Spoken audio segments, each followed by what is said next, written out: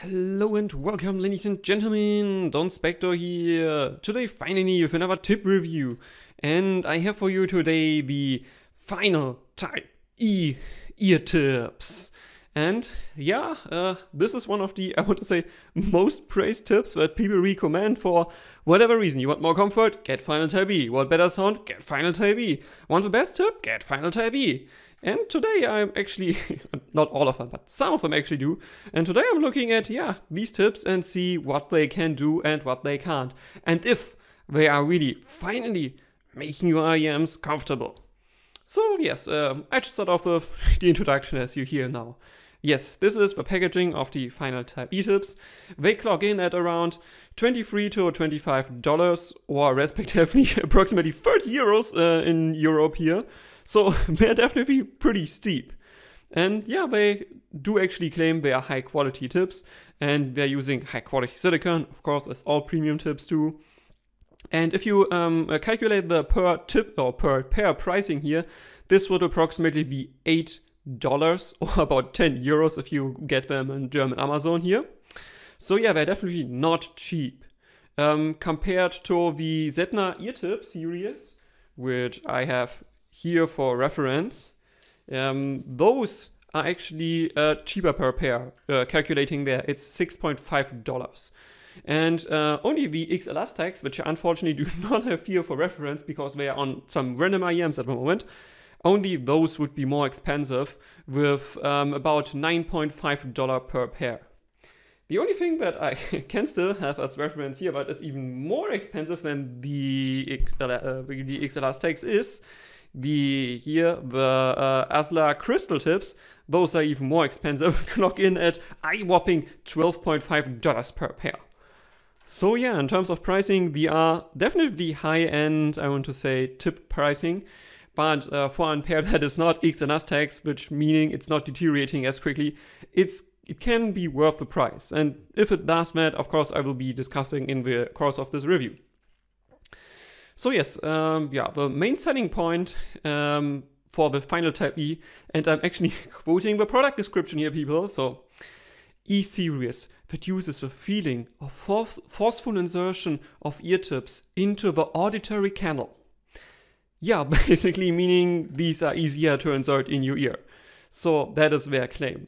Additionally, they also claim it helps, actually shaping the sound. But more about that, we talk, I would say, in more detail when we talk about my chapter called Shaping Sound. So yeah, let's get into it. Let me quickly unbox the tips so you can have a better look at them.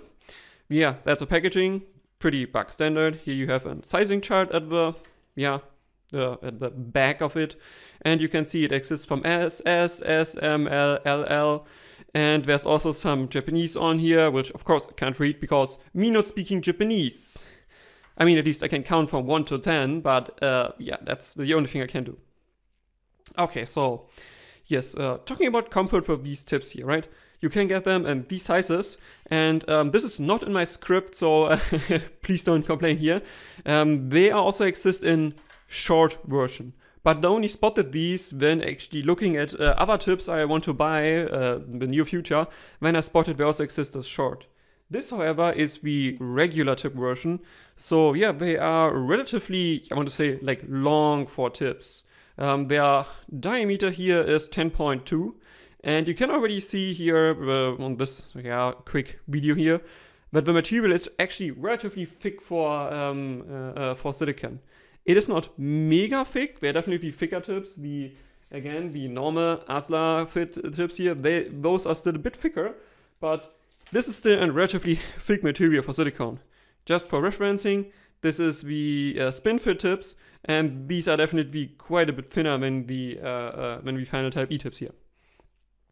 So, however, what Final managed with these tips, while the material is relatively thick, and you can also see you have this like additional, I want to say, ring in the front, it's still really pliable and really soft silicone. So for me, these definitively get pretty comfortable. And again, to quote their thing, E-Series reduces the feeling of forceful insertion of ear tips into the auditory canal. Well, that is definitively true. This is a relatively thin outlet even for, yeah, not normal tips, even the spin fit here, you can see that outlet is at least a millimeter thicker there. So yeah, that definitively adds to reduce this feeling of forceful insertion. You really, they just, to show them sideways, they just really, they slide in and they right, go in your ear. So that definitively checks out final. You definitely, product description there is correct. Yeah. So then meaning if you get the right sizing, which for me is SS here, they are of a length of 8.5 millimeters. And I can already give you a small spoiler here. So here I have also final type E on my LZ-A7. Unfortunately, if the tip or if the IM you put these tips on have a relatively long nozzle, these do not work for me well. On the H40, which I quickly grab for reference here. So on the H40, final type E work pretty great because this is an, yeah, I want to say like medium to shortish side, like length nozzle. And this also, yeah, helps the final type E at least shine for me. If you get the short tip version, they also might be working for something like the LZ-A7, but for everything that is longer nozzle just doesn't work for me. And again, it's not the material. Material has been chosen pretty well. It's nice and soft, it's pliable, and it's also relatively thick there. So it's still pretty comfy, but just on IMs with longer nozzles, yeah, you can't, like at least I can't get them to use there. As last IM here, the Moonshot Variations, that is just much too thick. I can't get the inner diameter on here, just is impossible. Like even if I really attempt and I can maybe squeeze it on, it's going to push itself off after a relatively short amount of time. So keep that in mind if you want to use them on thick tip IMs, thick nozzle IMs, these tips will not work there. So yeah, generally I found them pretty comfortable, but they are not the most comfortable tips I have worn. In the ranking would be most comfortable tips I've ever had, definitively XLR stacks. Then after that, cut foam tips. Yes, people, cut foam tips are great if you have the right pair of IMs for them. After that, spin fit. About on the same level, maybe a tiny bit below, are the Asla Crystal. And then the final E-tips, and then whole lot in this direction, like literally like a mile, then Zegna ear fit, because these are just not comfortable. So, but still, these are pretty comfortable tips if you have the right nozzle to work with it in terms of diameter and length, of course. So that brings me to the next chapter, isolation. And yeah, as thicker silicone tips usually tend to be, these are better isolating. Compared to the spin fit, where did my spin fit go? Okay, here's my spin fit.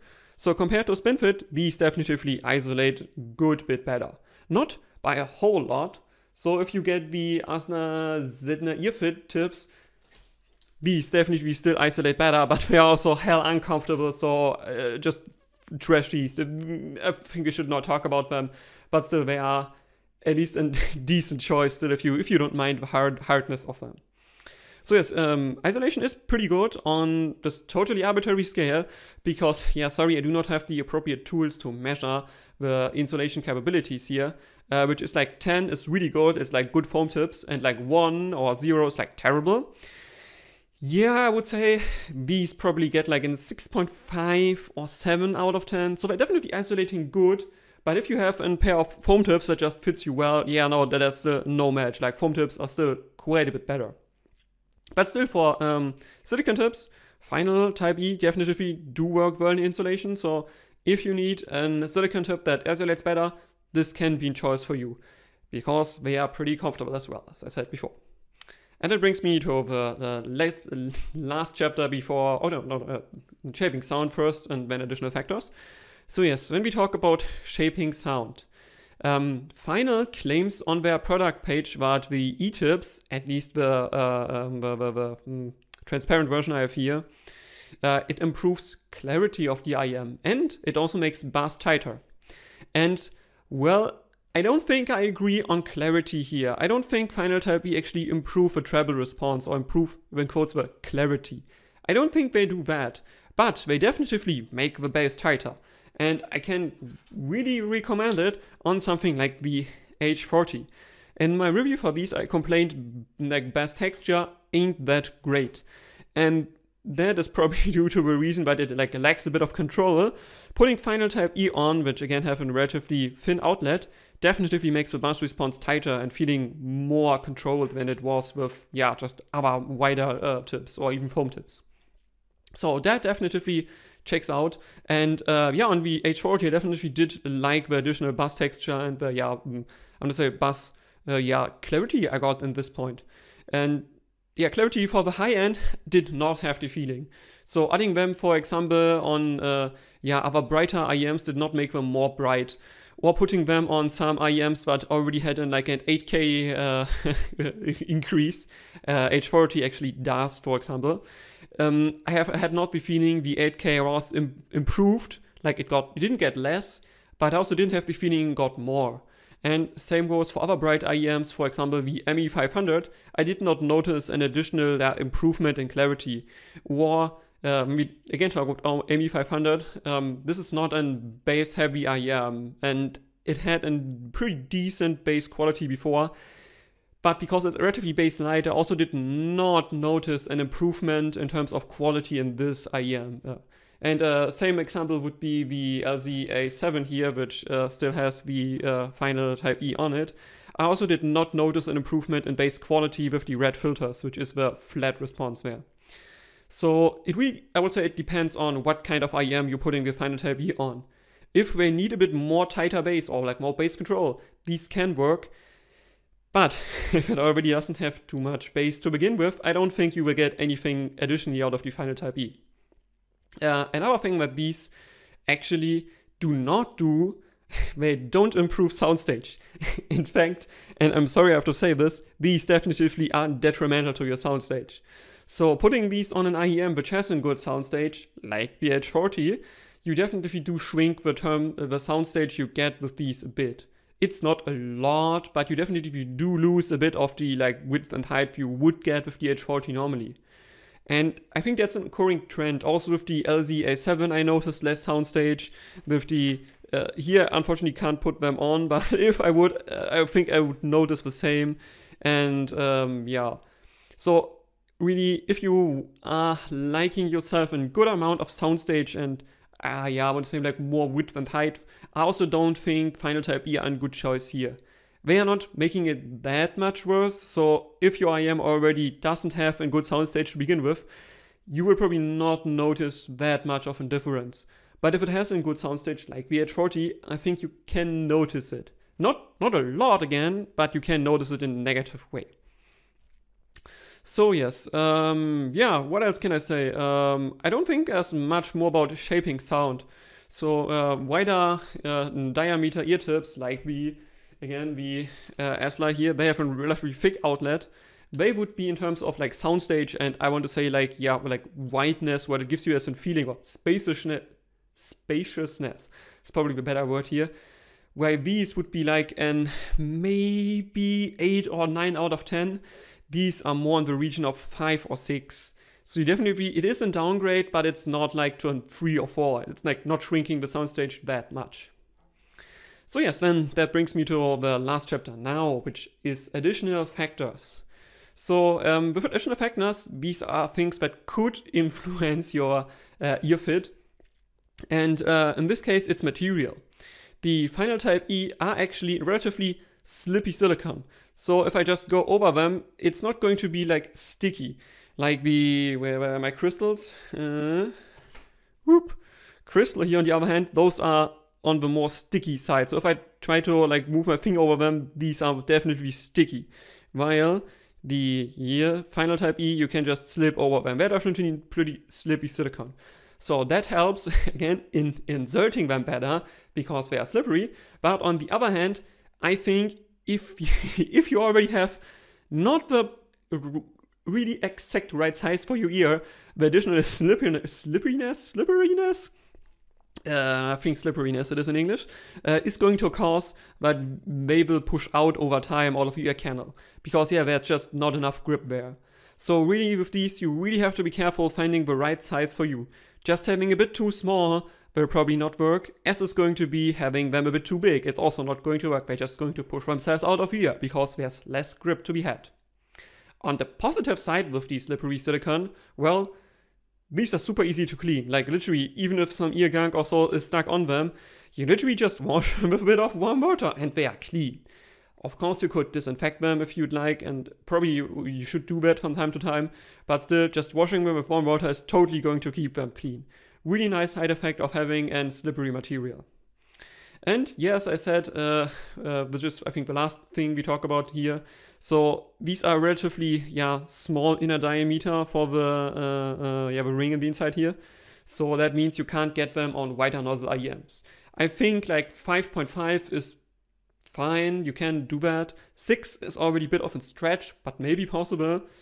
But above 6, definitively not. Like, it's impossible. Like, I can't really get them on the variations. Like, with enough force, probably, but it's not going to fit because, these are going to also push themselves off.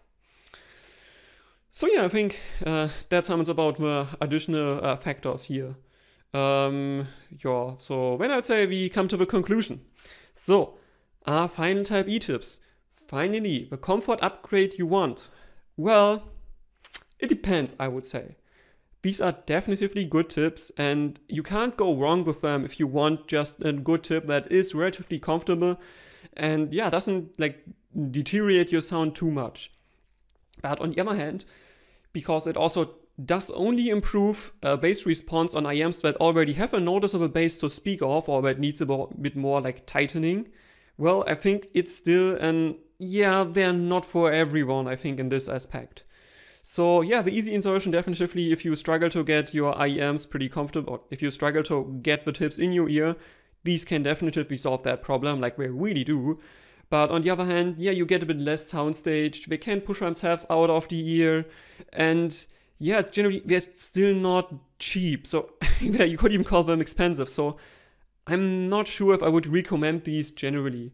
As I said, if you want to tighten up bass, definitely, they are the tips you go for. But additional clarity, I did not have the feeling you get out of them. So for tightening up bass, these can do the job. But keep in mind, your IEM should already have a decent bass quantity there. Or like low quantity bass IEMs, I think that will not do the job. So that's my review for the final type E. Hope you enjoyed it. If you have questions, if you have feedback, if you have critique, please leave a comment. And with that, Donspektor out.